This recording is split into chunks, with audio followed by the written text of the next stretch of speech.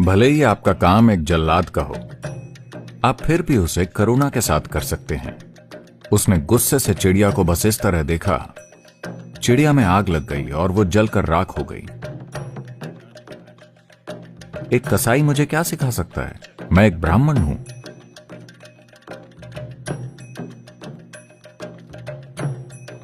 मैं एक criminal lawyer हूँ। मेरे काम की प्रकृति मुझे दूसरों के खिलाफ खड़े होने के लिए मजबूर करती है। फिर मैं अपने आसपास हर किसी से प्यार कैसे कर सकता हूँ? मैं आपको बताता हूं। एक ऋषि थे जो भारत में बहुत प्रसिद्ध हैं। कौशिक नाम के प्राचीन ऋषि। जब कौशिक प्रसिद्ध नहीं हुए थे, एक युवा सन्यासी, उन्होंने नदी में डुबकी लगाई और एक पेड़ के नीचे सुबह की साधना के लिए चेहरा थोड़ा सा ऊपर की ओर उठाकर बैठ गए। एक चिड़िया पेड़ पर बैठी थी। वो अपनी ही चीजें करती है। तो ये उसकी गलती नहीं है, गुरुत्वाकर्षण होता है। और वो आकर सीधे उनके चेहरे पर गिरी। ऊपर की ओर उठा चेहरा, ये पेड़ के नीचे बैठने का जोखिम भरा तरीका है। तो वो बहुत गुस्सा हो गए। अभी अभी उन्होंने नदी में डुबकी लगाई और वो ध्यान करने की कोशिश कर रहे हैं और इस चिड़िया ने उनके चेहरे पर गंदगी गिरा दी। उन्होंने गुस्से में चिड़िया को बस इस तरह देखा, चिड़िया में आग लग गई और वो जलकर राख हो गई। तो उन्हें बहुत अच्छा लगा। ठीक है, ये बढ़िया है, ये काम कर रहा है। फिर उन्होंने अपनी साधना और बाकी चीजें पूरी की और दिन के भोजन के लिए, क्योंकि आध्यात्मिक मार्ग पर चलने वाले लोग अपनी जीविका नहीं कमाते, वो भिक्षा मांगकर खाना खाते हैं। तो वो गए, तो वो शहर गए।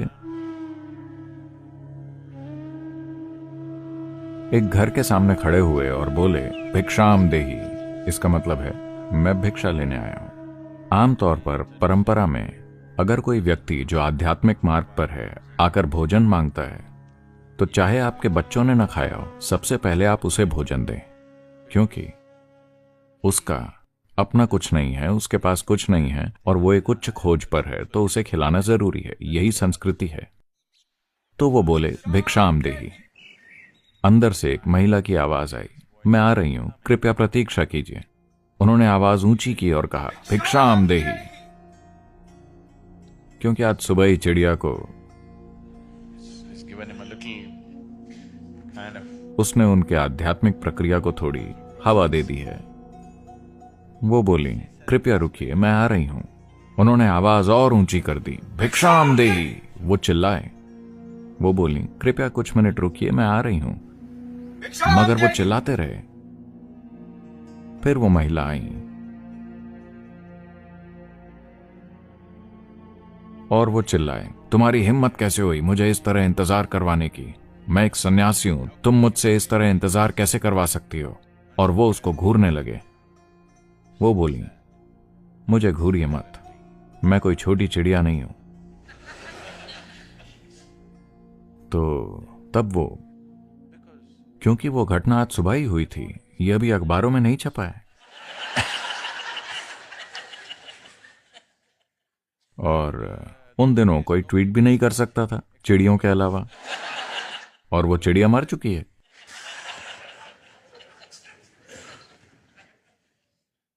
तो वो बोले, तुम कैसे जानती हो? वो बोली, कोई फर्क नहीं पड़ता, मुझे घूरिए मत। मैं अपने पति को भोजन करा रही थी जो देख नहीं सकते। मैं उन्हें खाना खिला रही थी, इसलिए मैंने आपको रुकने को कहा। आपको किस चीज की जल्दी है? मैंने कहा कि मैं आ रही हूं। वो बोले, लेकिन आपको कैसे पता चला? वो बोली, उससे फर्क नहीं पड़ता। इस तरह के रवैये के साथ जैसे आप अभी हैं, आप ये सब नहीं जान सकते। फिर वो गिड़गिड़ाने लगे, कृपया मुझे अपना शिष्य बना लीजिए, मैं आपसे सीखना चाहता हूं।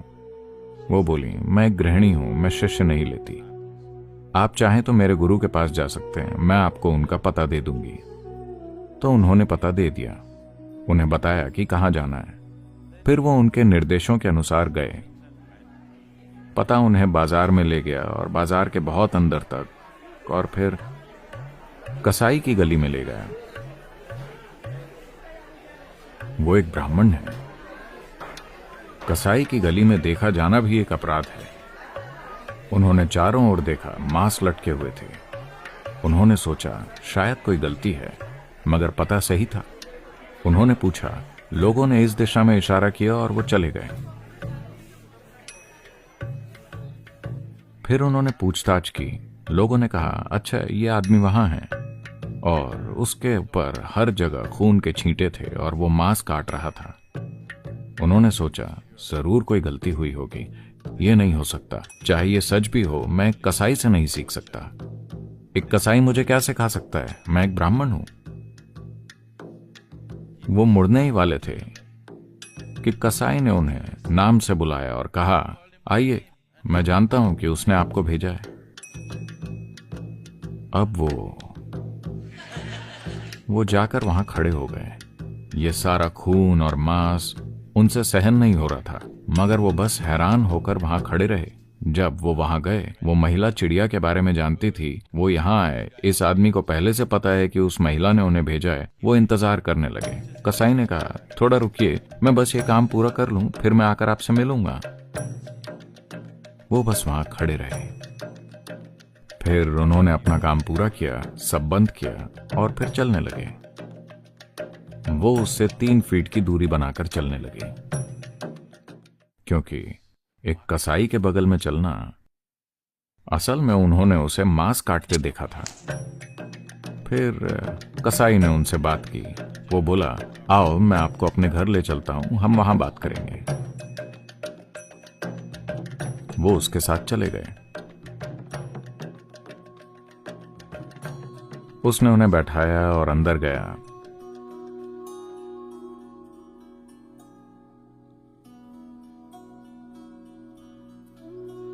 स्नान किया, कपड़े बदले और आकर कहा, मुझे थोड़ा समय दो। मेरे माता पिता बीमार हैं, मुझे उनकी सेवा करनी है। मुझे पहले उनका ध्यान रखना होगा। तो वो अंदर गया और अपने बुजुर्ग माता पिता की देखभाल की और फिर वापस आकर बैठ गया।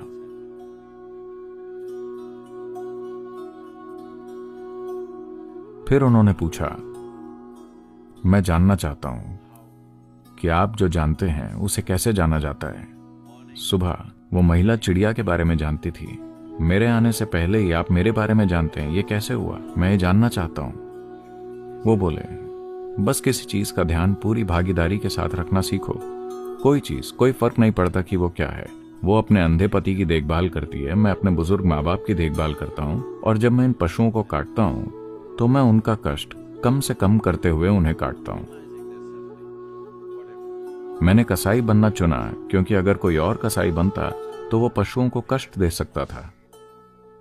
मैं कसाई बना क्योंकि मुझे लगा कि मैं वो सबसे बेहतर कर सकता हूं। अगर मैं इसे किसी और पर छोड़ देता तो वो उसे जैसे तैसे करते। तो बहुत अलग नहीं है क्रिमिनल लॉयर। इसे करुणा के साथ कीजिए। परेशानी क्या है?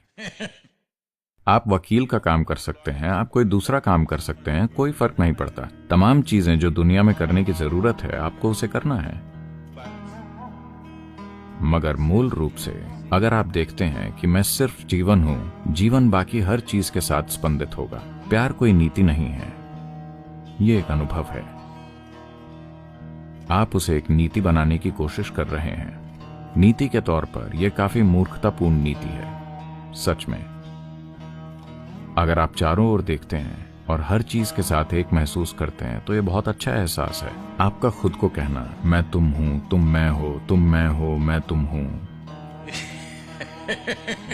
ये एकदम अलग बकवास की तरफ ले जाता है। किसी को पसंद मत कीजिए, किसी को नापसंद मत कीजिए, बस उनके साथ रहिए। जैसे आप पेड़ों और बादलों और पहाड़ों और बाकी हर चीज के साथ हो सकते हैं। मान लीजिए आप कहते हैं कि मैं अपने बच्चों से प्यार करता हूं।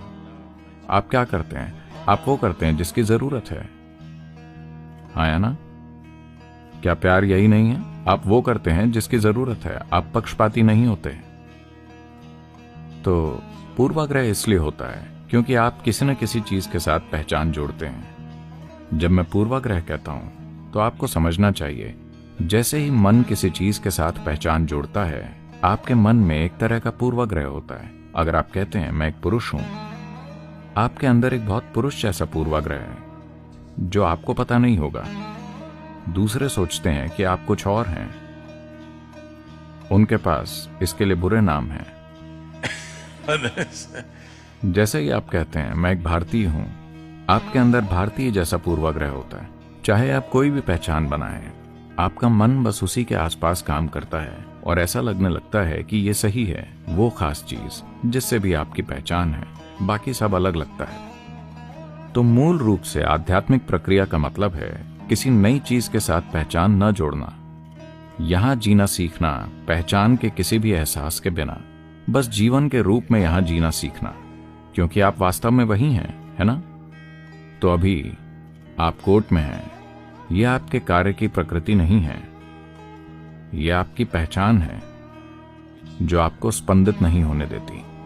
अभी आप भले ही किसी को मौत की सजा दिलाने के लिए काम कर रहे हो, ठीक है, भले आप मौत की सजा के लिए काम कर रहे हो, आप उस काम को अच्छी तरह कर सकते हैं उस व्यक्ति के खिलाफ हुए बिना। तो इससे फर्क नहीं पड़ता कि आपके कार्य की प्रकृति क्या है। चाहे आपका कार्य जल्लाद का हो, आप उसे भी करुणा के साथ कर सकते हैं। लोगों ने ऐसे भयंकर काम भी करुणा से किए हैं, है ना?